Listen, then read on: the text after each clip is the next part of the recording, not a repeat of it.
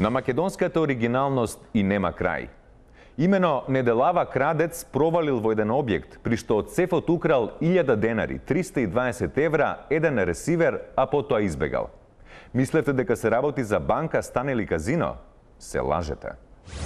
Крадец заборавен од државата, со погоден алат отворил еден прозорец и извршил кражба во просториите на Црвениот крст на Република Македонија.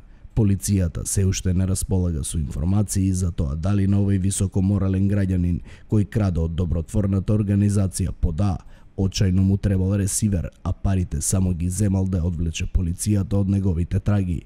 Под Б, сакал да го фати клетва, тоест да му се исуши екстремитет, или под В, сакал да ја ограби швајцарската амбасада, ама ги утнал боите на символите. Како и да е, се надеваме на брза разрешница и полнење на сефот на ова за нашето поднебие, за жал преку потребна организација.